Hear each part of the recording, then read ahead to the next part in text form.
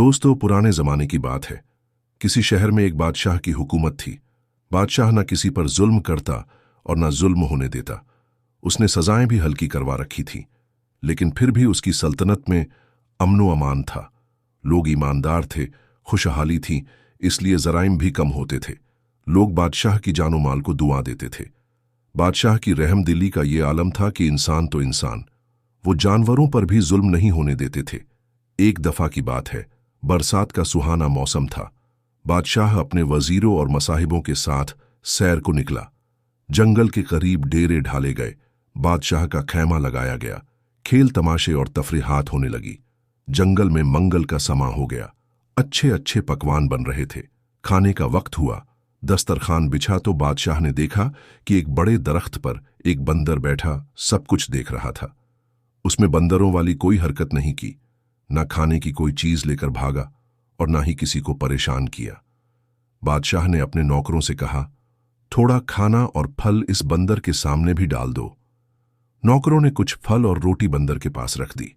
बंदर नीचे उतरा और एक ठीकरी लेकर उस पर कुछ लिखने लगा। फिर इसने वो ठिकरी बादशाह को दे दी। बादशाह खुद भी ये तमाशा देख रहा था।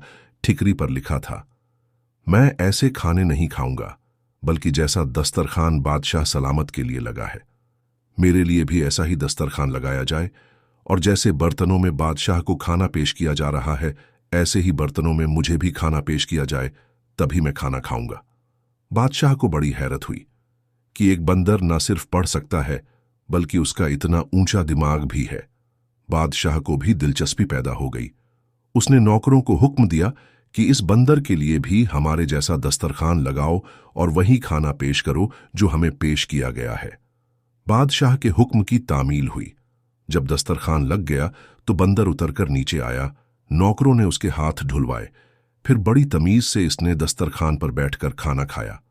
खाने के बाद उसने हाथ धोए और वापस दरख्त पर जाकर बैठ गया।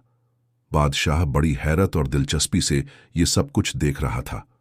थोड़ी देर बाद आसमान पर काले बादल छा गए। नौकरों ने जल्दी जल्दी सामान समेटा। बादशाह ने कहा, एक टाट का टुकड़ा बंदर के पास भी रख दो, कहीं ये भीग न जाए, किसी का पालतू बंदर लगता है। नौकरों ने टाट लेकर इसके पास पहुंचे तो उसने जल्दी ठिकरी पर कुछ लिखकर नौकरों को दिया। नौकर बादशाह के पास गया। ठिकरी पर यह लिखा था कि जैसा खेमा बादशाह के लिए लगाया गया है, ऐसा ही मेरे लिए भी लगाओ, वैसे ही साजो सामान तैयार करो, तब मैं आऊंगा। बादशाह बकायदा दिलचस्पी ले रहा था। बादशाह के हुक्म से फौरन शाही खेमा तैयार किया गया और पलंग बिस्तर लगा लिया गया। इतने में बारिश शुरू हो गई। बंदर उठकर खेमे में आया। बादशाह जितने दिन भी सैरो तफरी की गरज से वहां ठहरा, बंदर हर बात में बादशाह की बराबरी की फरमाइश करता रहा। जिस दिन बादशाह वापस महल में जाने के लिए रवाना होने वाला था तो उसने नौकरों से कहा, इस बंदर से पूछकर आओ, हमारे साथ चलेगा। बंदर ने फिर ठिकरी पर लिखा कि जैसा हाथी बादशाह की सवारी के लिए है, वैसा ही हाथी मेरे लिए भी तैयार कराओ, फिर मैं जाने के लिए तैयार होऊंगा। बादशाह ने दिल ही दिल में सोचा, यह अच्छी तफरी है, इस बंदर को साथ रखना चाहिए। ऐसा समझदार और पढ़ा लिखा बंदर कहीं नहीं मिलेगा। बादशाह ने हुक्म दिया कि हमारी सवारी जैसी सवारी और तैयार करो और इस बंदर को भी हमारे साथ ले चलो। बंदर बड़ी शान से महल में दाखिल हुआ। उसका हाथी बादशाह के हाथी के साथ साथ चल रहा था। शहर के लोग बड़ी हैरत से यह तमाशा देख रहे थे। महल में पहुंचकर बादशाह ने कहा, बाहर जो नौकरों के मकान है, इसमें से एक मकान में बंदर को छोड़ दिया जाए। बंदर को अब कागज कलम भी दे दिया गया था। इसने कागज पर लिखा, मैं यहां नहीं रहूंगा, जैसा महल बादशाह का है ऐसा ही महल मेरे लिए भी तैयार करवाया जाए, और वैसी सारी सहूलियत भी हो तो फिर मैं रहूंगा, वरना मैं वापस चला जाऊंगा। बादशाह का एक महल और भी था, जहां वो गर्मी के मौसम में रहा करता था। इस महल को बादशाह ने बंदर के रहने के लिए तैयार करवा दिया और बंदर इसमें रहने लगा। नौकरों को बहुत बुरा लगता था कि उन्हें एक बंदर की खिदमत करना पड़ती है, लेकिन बादशाह का हुक्म था। बादशाह की मलका को भी बंदर से बड़ी चिढ़ हो गई। वो बराबर बादशाह से कहती रहती कि इस बंदर को वापस जंगल में छोड़ आओ, कोई बदरूह लगती है, लेकिन बादशाह इस बात पर राजी नहीं था। उधर बंदर ने दरबार में बैठना भी शुरू कर दिया। सारे मुकदमे बड़े ध्यान से सुनता और अगर बादशाह कोई गलत फैसला देने वाला होता तो झट उसके हाथ से कागज लेकर फाड़ देता और सही फैसला लिखकर उनके सामने रख देता। शुरू में बादशाह को बड़ा गुस्सा आया, लेकिन फिर इसने महसूस किया कि बंदर की वजह से वो बहुत सी गलतियों से बच गया है। बेगुनाह सजा से भी महफूज रहे और गुनहगारों को सजा भी मिली। और भी कई ऐसे फैसले करने में बंदर ने बहुत मदद की जो बादशाह और उसकी सल्तनत के लिए फायदेमंद थे। धीरे धीरे बादशाह अपने सभी फैसले और अहकामात सादिर करने से पहले बंदर को दिखाने लगा। दरबारी भी इस अक्लमंद और पढ़े लिखे बंदर के आदी हो चुके थे, लेकिन मलका की दुश्मनी बंदर से कम न हुई।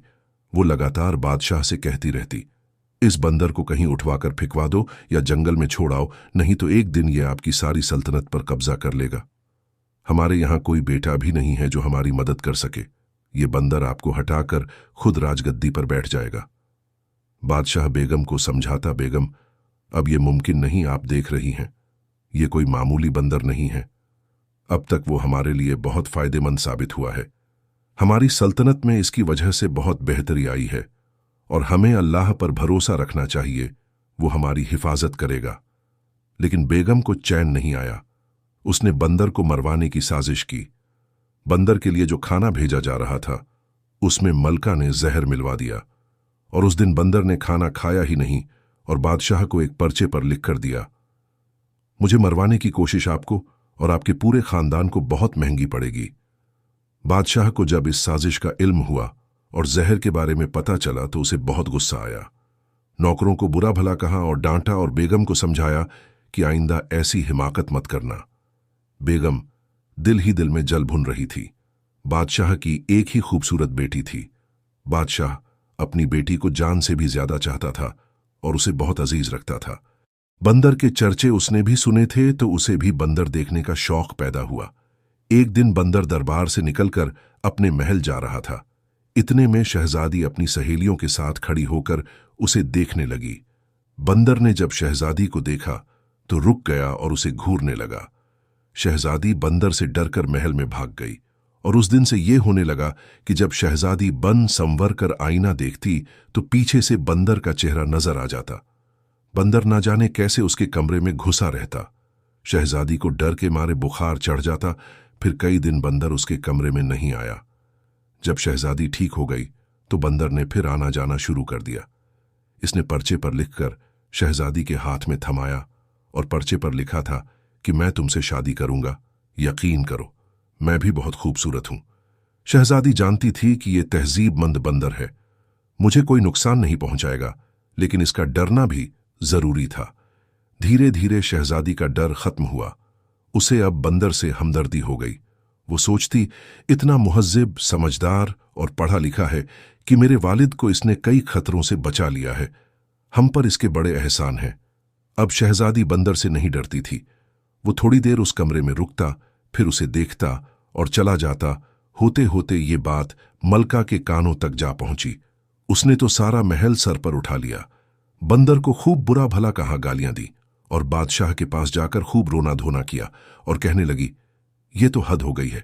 अब आपका वो चहीता बंदर आपकी लाडली बेटी के पीछे हाथ धोकर पड़ गया है। या तो उसे निकाल दो, नहीं तो मैं जहर खा लूंगी। मैं तो तंग आ गई हूं। बादशाह ने शहजादी को बुलाकर पूछा, क्या बंदर तुम्हें परेशान करता है? शहजादी ने सच सच सारी बात बादशाह को बता दी और कहा, अब्बा जान, पहले तो मुझे वाकई इससे बहुत डर लगता था, लेकिन अब नहीं लगता। मुझे उससे हमदर्दी होती है।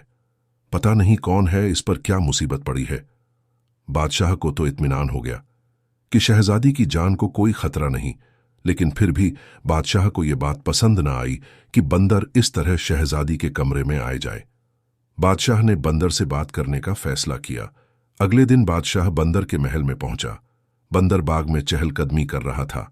बादशाह ने उससे कहा, देखो, मैं नहीं जानता तुम कौन हो और क्या हो, लेकिन मैंने आज तक तुम्हारी हर बात मानी है, तुम्हें अपने बराबर का दर्जा दिया है, जो शायद कोई दूसरा बादशाह अपनी सल्तनत में बर्दाश्त नहीं करता। लेकिन अब तुमने मेरी बेटी को परेशान करना शुरू कर दिया। ये मुझे गवारा नहीं है। इससे पहले कि मैं कोई सख्त कदम उठाऊं, तुम इस हरकत से बाज आ जाओ। बंदर झट से महल में से कागज और कलम ले आया और लिखने लगा और इसने लिखकर बादशाह को दे दिया। उसमें लिखा था कि मैं आपकी बेटी से शादी करना चाहता हूं और आपको यकीन दिलाता हूं कि उसे हमेशा खुश रखूंगा। उसे कभी कोई शिकायत नहीं होगी। बादशाह तो हक्का बक्का रह गया। अपनी फूल सी शहजादी की शादी उस बंदर से ऐसा कभी नहीं हो सकता। उसने कह दिया, ऐसा मेरी जिंदगी में तो कभी नहीं हो सकता। बंदर ने बादशाह की कमर से तलवार निकालकर तान ली और दूसरे हाथ से लिखा, अगर आपकी जिंदगी में यह मुमकिन नहीं तो मरने के लिए तैयार हो जाएं। मैं आपको मारकर आपकी बेटी से शादी कर लूंगा। आप मेरे मोहसिन हैं, आपने मुझ पर एहसान किया, आपने मुझे महल में रखा। मैं आपके खून से अपने हाथ रंगना नहीं चाहता। बादशाह को अपनी मौत सामने नजर आई तो वो बोला कि मैं सोचकर जवाब दूंगा। बादशाह बेचारा महल में वापस आ गया और बड़ा सख्त परेशान था। एक तरफ अपनी बेटी थी और एक तरफ अपनी जिंदगी बेचारा क्या करता और क्या न करता। सारी रात इसने टहलते हुए गुजार दी, लेकिन बेगम को इसने कुछ न बताया। वो जानता था कि वो महल सर पर उठा लेगी और कहेगी कि तुम इसे लाए क्यों थे। सुबह हुई तो बादशाह फैसला कर चुका था कि वो कभी अपनी बेटी की शादी इस बंदर से नहीं करेगा। अपनी बेटी को बंदर से बिहाने के बजाय वो अपनी जान दे देगा। कुछ नसीहतें और वसीयतें करने के लिए वो शहजादी के पास गया और उसे समझाने लगा। अगर कल उसे कुछ हो जाए तो शहजादी को क्या करना चाहिए, अपनी मां को उसे कैसे संभालना चाहिए और सल्तनत के कामों को कैसे देखना है, कौन कौन लोग वफादार हैं और कौन लोग उसकी मदद कर सकते हैं। शहजादी ने आंखों में आंसू भरकर कहा, अब्बा जान, आज आप कैसी बातें कर रहे हैं। अल्लाह आपका साया मेरे सर पर हमेशा सलामत रखे। बादशाह ने शहजादी को समझाया और बोला, बेटी, वो बंदर मेरी जान के पीछे पड़ गया है। कहता है या तो मैं उसकी शादी तुमसे कर दूं या वो मुझे मार डालेगा। मेरी जिंदगी में तो ये मुमकिन नहीं कि मैं तुम्हारी शादी उससे कर डालूं। तुम्हारी मां उसे मारने की कई तरकीबें कर चुकी है, लेकिन वो आज भी जिंदा सलामत है। वो बहुत चालाक है। मैं उसको आज साफ साफ जवाब दे दूंगा। शायद वो फौरन ही मुझे मार डाले। तुम अपनी मां के साथ तहखाने में छुप जाना और उस वक्त तक ना निकलना जिस वक्त तक वो बंदर मायूस होकर वापस ना चला जाए। शहजादी कहने लगी, अब्बा जान, आपकी जान इतनी फालतू नहीं है।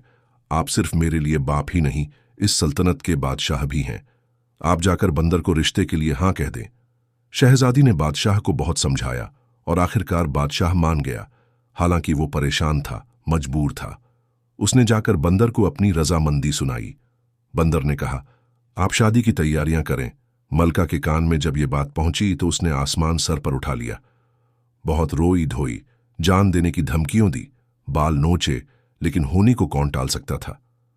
निकाह वाले दिन बादशाह ने मलका को एक कमरे में बंद कर दिया और शादी हो गई। शहजादी रुखसत होकर बंदर के महल में चली गई। तब अम्मा जान को खोला गया तो उसने बहुत शोर किया, रोई पीटी, मगर अब क्या हो सकता था। अगले दिन जब शहजादी महल में आई तो बहुत खुश थी। सब बहुत हैरान हुए। उसकी अम्मा ने उसे गले लगाकर रोने का इरादा किया, लेकिन बेटी ने कहा, अम्मा, अब रोने धोने का कोई फायदा नहीं। जो होना था वो हो गया। मैं बहुत खुश हूं। अम्मा की तो हैरत की इंतहा ना रही। वो बोली, तू इस बंदर के साथ खुश है? शहजादी बोली, हां, मैं खुश हूं। अब रोना धोना बंद करो। शहजादी दिन में बाप के महल में रहती और शाम होते ही अपने महल में चली जाती। खुशी और इत्मीनान उसके अंग में फूट रहा था। बेटी को खुश देखकर बादशाह भी मुतमिन हो गया, लेकिन अम्मी जान को ये बात किसी तरह हजम नहीं हो रही थी कि उनकी बेटी बंदर के साथ कैसे खुश है। एक दिन अम्मा ने छानबीन करने की ठान ली। रात को उठी तो नौकरानी की चादर ओढ़ी और बंदर के महल की तरफ निकल पड़ी। आमतौर पर रात में बंदर अपने महल का दरवाजा बंद कर लेता था, लेकिन इत्तेफाक से उस दिन पता नहीं कैसे दरवाजा खुला रह गया। अम्मा जान कैसे अंदर घुसी। शहजादी की ख्वाबगाह का दरवाजा बंद था। अंदर से हंसने बोलने की आवाजें आ रही थीं। किसी मर्द की आवाज भी थी। अम्मा जान ने तजस्सुस के मारे ताले के सुराग से झांक कर देखा तो अंदर बेड पर शहजादी के पास एक खूबसूरत शहजादे की तरह एक नौजवान बैठा था। दोनों हंस हंसकर एक दूसरे से बातें कर रहे थे। अम्मा जान ने दिल में सोचा, अच्छा ये बात है, जब ही मैं कहूं मेरी बेटी इतनी खुश कैसे रहती है। फिर वो जाने को पलटी तो एक तरफ बंदर की खाल दिखाई दी। अम्मा ने सोचा, जब ये इतना खूबसूरत और जवान है तो अपने ऊपर ये इतनी मोटी खाल क्यों रखता है। अगर मैं इस खाल को जला दूं तो फिर कभी दोबारा बंदर नहीं बन सकेगा। ये सोचकर बंदर की खाल उसने उठा ली और महल में ले आई और आकर उसे आग लगा दी। उधर खाल में आग लगी, इधर शहजादा जलने लगा। बचाओ बचाओ कहता हुआ भाग निकला। उधर हैरान परेशान शहजादी महल में पहुंची तो देखा कि खाल जल रही थी। इसने जल्दी जल्दी आग बुझाई और देखा कि ये काम मेरी अम्मी का है। हाय अम्मीजान, आपने ये क्या किया? मेरा सुहाग उजाड़ दिया। क्या दुश्मनी थी आपको मुझसे? अम्मा जान बोली। मुझे क्या पता था, मैंने तो सोचा था कि ना ये मोटी खाल रहेगी, ना तुम्हारा दूल्हा ये कभी पहनेगा। शहजादी का रोते रोते बुरा हाल हो गया। बोली, मां, आपसे कहा था ना कि मुझे मेरे हाल पर छोड़ दें, लेकिन आपको भी चैन नहीं था। अब ठंडक पड़ गई, आपको अम्मीजान चोर सी बन गई, खुद अपनी बेटी को बर्बाद कर दिया। बादशाह को जब पता चला तो उसने खूब घोड़े दौड़ाए, लेकिन कहीं से बंदर शहजादे की खबर न आई। बेटी की हालत बादशाह से देखी नहीं जाती थी, सूख कर कांटा हो गई थी, ना खाती थी, ना पीती थी, ना हंसती थी, ना बोलती थी। कुछ दिन ऐसे ही गुजर गए। फिर शहजादी आम से कपड़े पहनकर शहजादे की तलाश में निकल खड़ी हुई। जंगल जंगल, सहरा सहरा भटकते फिरते पांव में छाले पड़ गए, सारा रंग रूप फीका पड़ गया। एक दिन रात को जंगल में एक बड़े पेड़ के नीचे बैठी थी। उस पेड़ पर एक चकोर और एक चकोरी बैठे थे। चकोर दरअसल एक खुशनुमा परिंदा होता है, जिसकी चोंच और पंजे सुर्ख रंग के और ऊपर का हिस्सा काला और उस पर सफेद चित्रियां बनी होती हैं। बहुत खूबसूरत परिंदा होता है। वो नर और मादा दोनों इस पेड़ पर बैठे हुए थे। चकोरी ने चकोरे से पूछा, क्या बात है चकोरे, तुम इतने उदास क्यों हो? चकोरे ने जवाब दिया, क्या बताऊं चकोरी, यहां से पूरब की तरफ एक शहर है, मैं वहां के शहजादे के लिए परेशान हूं। उसके सारे जिस्म पर बड़े बड़े आवले पड़े हुए हैं, न वो बेचारा सो सकता है। सारे हकीम हार गए, किसी चीज से कोई फायदा नहीं होता। चकोरी ने पूछा, शहजादे की ये हालत कैसे हुई? चकोरे ने कहा, किसी जालिम ने शहजादे को मारने की कोशिश की थी। उसकी जान तो बच गई, लेकिन सारा बदन बुरी तरह से जल गया है। चकोरी ने पूछा, चकोरे, क्या हमारे बादशाह के दुख का कोई इलाज नहीं? चकोरे ने कहा, एक इलाज है, अगर कोई हमारी बीट इकट्ठी कर ले और उन्हें संदल के साथ पीसकर 40 दिन तक सुबह शाम लगाए तो शहजादे के जख्म भर जाएंगे। शहजादी फौरन समझ गई कि ये उसी के शहजादे की बात है। चकोरी और चकोरा सुबह होते ही उड़ गए। शहजादी ने सारी पेड़ के नीचे पड़ी, उनकी बीट इकट्ठी की और एक तबीब का भेष बदला और पूरब की तरफ चली गई। कुछ ही दूर उसे एक शानदार शहर नजर आया। शहर बहुत ही खूबसूरत था, लेकिन वहां की हर चीज पर उदासी छाई हुई थी। लोग खामोश और गमजदा अपने अपने कामों में मसरूफ थे। शहजादी ने जिससे भी उसकी वजह पूछी, यही जवाब मिला कि उनका शहजादा मौत के करीब है, इसलिए शहर पर मातम छाया हुआ है। शहजादी ने बाजार से संदल खरीदी, दवाई पीसने वाली खरल ली और दूसरा जरूरत का सामान खरीदा और शाही महल में जा पहुंची। पहरेदार से कहने लगी, बादशाह से कहो हिमालय की पहाड़ियों से एक साधु तबीब आए हैं, वो बादशाह शहजादे का इलाज कर सकते हैं। पहरेदार दौड़ता हुआ गया और बादशाह को खबर सुनाई। बादशाह तो इस हद तक परेशान हो चुका था कि जो भी बादशाह के लड़के के इलाज का दावा करता उसे वो बुला लेता। उन्होंने इस तबीब को भी बुला लिया। तबीब की शक्ल देखकर बादशाह को शक हुआ कि ये नौजवान तबीब क्या इलाज करेगा। बड़े बड़े नामी गिरामी तबीब यहां हार चुके हैं, फिर भी उससे पूछा, भाई तुम कौन हो और क्या कर लोगे? दुनिया भर के तबीब हकीम हार चुके हैं, अब तो दुआओं का ही सहारा है। शहजादी बोली, अगर 40 दिन तक शहजादा ठीक ना हो तो जो चोर की सजा वो मेरी सजा होगी। बादशाह फौरन राजी हो गया। शहजादी कहने लगी, जो उस वक्त नौजवान लड़के के भेष में थी, मुझे शहजादे के पास वाला कमरा चाहिए ताकि मैं दिन रात उनका इलाज कर सकूं। बादशाह ने हुक्म दिया और फौरन कमरा दे दिया गया। जब शहजादी शहजादे के पास पहुंची तो उसकी हालत देखकर उसका दिल रोने लगा। उसने बड़ी मुश्किल से आंसू जब्त किए और फौरन अपने कमरे में जाकर संदल के साथ चकोरा और चकोरी की बीट इकट्ठी की।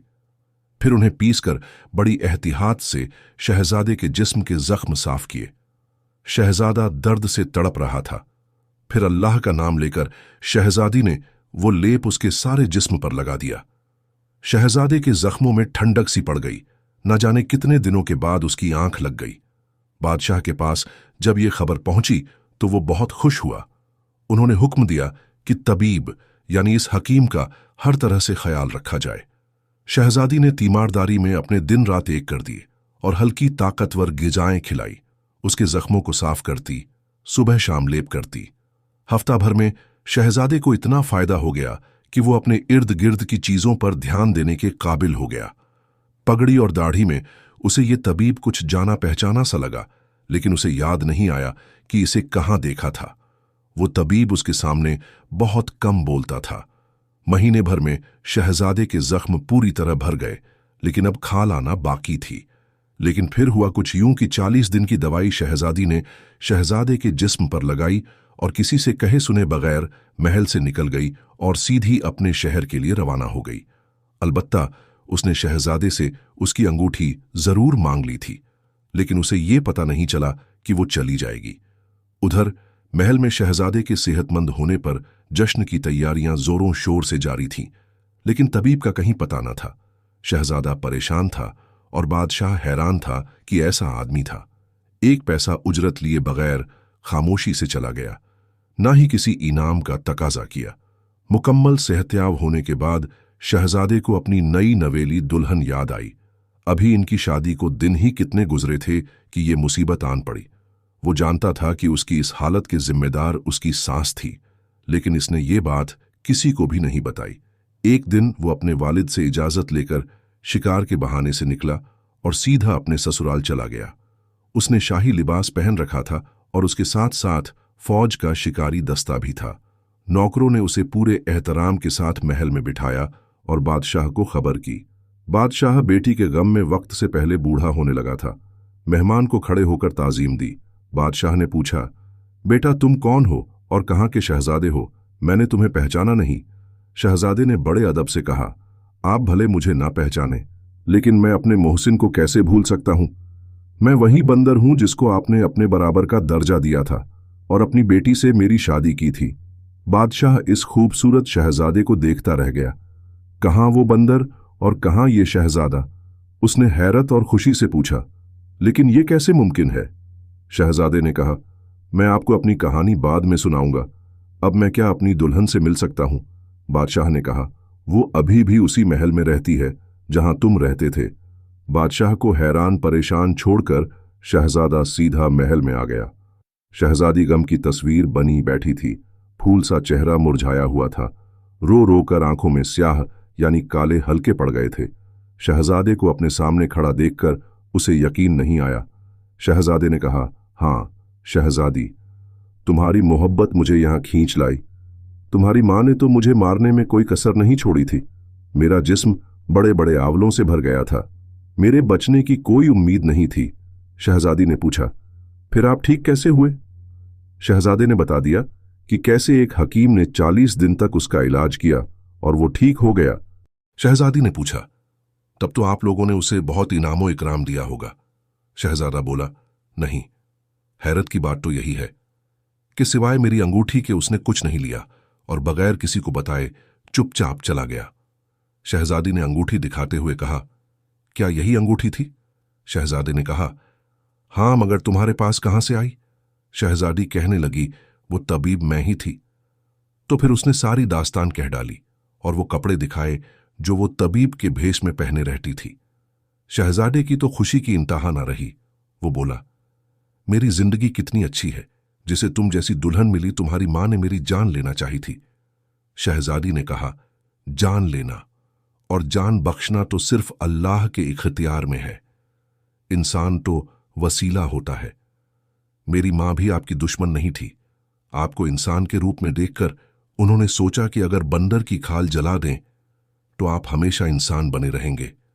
उन्होंने तो मेरा अच्छा ही चाहा था।